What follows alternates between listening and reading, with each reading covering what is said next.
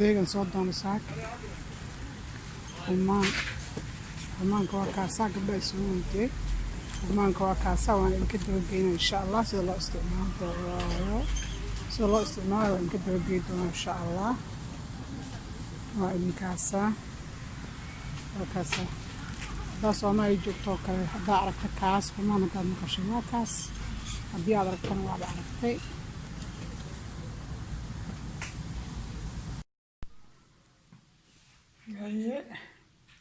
waa kanaa rumaankii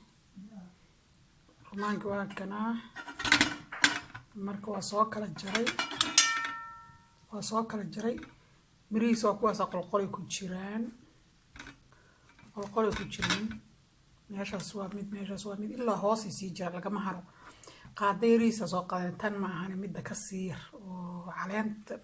waxyaalaha yarka lagu cabirto yariista tan ka siir qaadane saasa u gelinay saas marka u gelgelisid mirahaas ad guranay mirahaas sidoo ku ruugi waa macaan yihiin waa ka soo wadan yihiin muxuu u daaweeyaa marka wuxuu u daaweeyahay dadka dhiig la'aanta qaba oo dhiig la'aanta ku dhacdo dadka kaliyaha xanuunayaan oo kaliya xanuunka qaba oo dhiigu ka dhaco ayuu u fiican yahay dhiigu siyaadiyaa ma fahanti dad waxaan arkay oo kaliyaha dhaqid gaaray oo heerka dhaqida gaaray oo dhiig la'aanta markay ku dhacdo dhiig birtu ay ka dhamaato oo kaleeto suri jiray feero lagu duri jiray oo hadda feerada iska dhaafeen oo cuno geedkan oo miirta markaad miraha ka dhamaysato qoloftaan ma tuuraysid miraha ka dhamaysanay waad ka cunay oo ka dhuuqdhuuqe marka ka dhamaysto waxa haraya qolofta iyo kan meeshaas iyo qolofta haraysa meesha qolofta ka biyaha ku dhexridinay karaafa soo qaadanay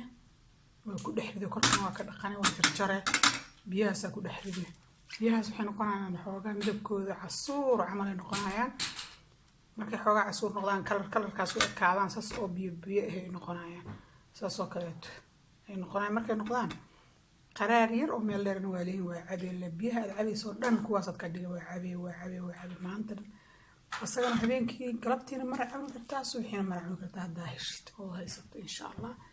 waan helaysaan ku dadaalo bahalkan aad iyo aad u daawo u yahay aad iyo aad u fiican yahay gabdhaha uurarka iyo u fiican yahay xitaa iyo wixii iska tabar yar oo dhan marka insha allah waa idinkaasa